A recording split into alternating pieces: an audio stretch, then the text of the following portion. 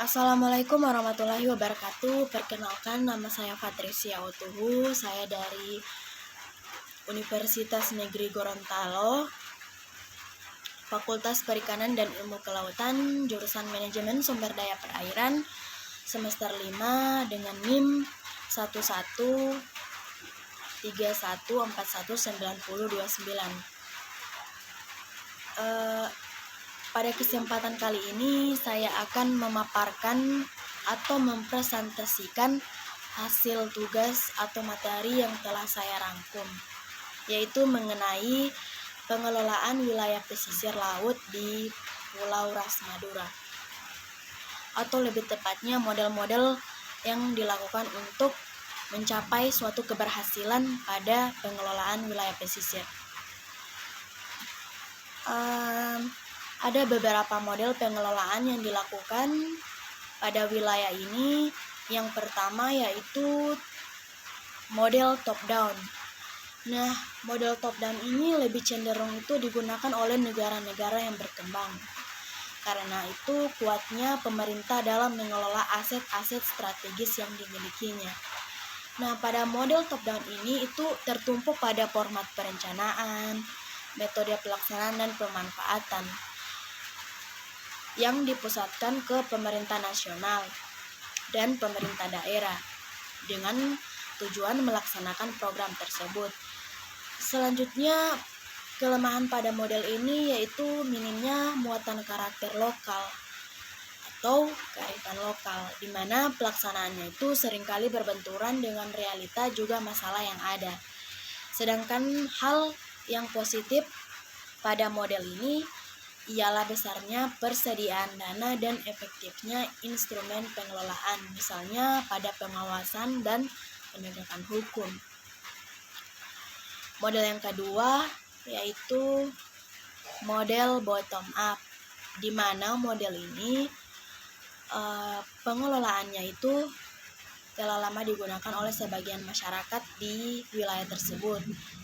Karena memiliki hak tradisional dan sangat kuat diakui, maka model ini pengelolaannya itu berbasis masyarakat dan masih ada sampai sekarang. Misalnya seperti sistem pengelolaan Sasi, Onodoapi, Lebak Bulung, Panglima Laut, atau misalnya seperti sistem Pongkawasawi yang ada di Sulawesi tersebut.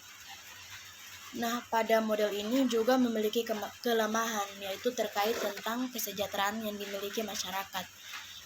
Juga instrumen yang tersedia semakin sulit melakukan penegakan hukum yang telah disepakati. Legalitasnya juga masih sulit dipenuhi landasannya. Hanya saja sedikit masyarakat yang mampu memahami prinsip dari pengelolaan pada model ini.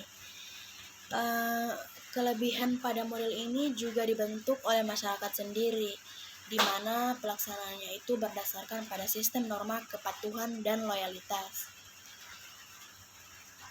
Pada model selanjutnya yaitu model pengelolaan show management, yaitu model yang berpola kemitraan.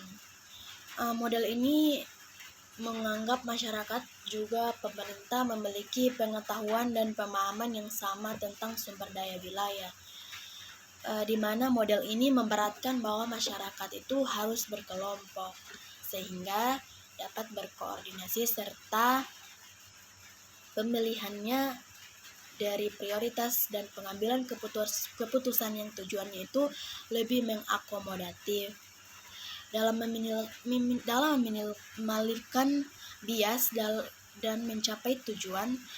Nah, proses ini pada model ini biasanya lebih menyita lumayan banyak waktu untuk melakukan penawaran antara pihak pemerintah dan kelompok tentang hal-hal penting yang akan disepakati, sehingga kedua pihak ini sangat sulit disinergikan. Terakhir, model pengelolaan terpadu, di mana model ini juga merupakan suatu mekanisme di setiap elemennya dan mempunyai peran yang saling mendukung supaya terlaksananya tujuan pengelolaan seperti multidisiplin ilmu yang bersinergis dalam suatu wadah tim kerja. dengan tujuan untuk menciptakan kesamaan persepsi.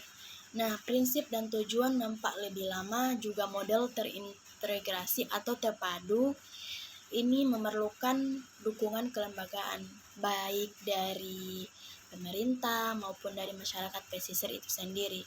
Juga disertai validasi daya dukung dan sumber daya agar terselenggaranya tujuan ini.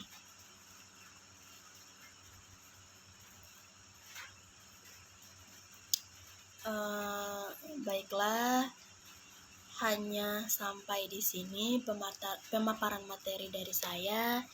Atas kekurangannya atau salah-salah kata mohon dimaafkan. Wassalamualaikum warahmatullahi wabarakatuh. Terima kasih.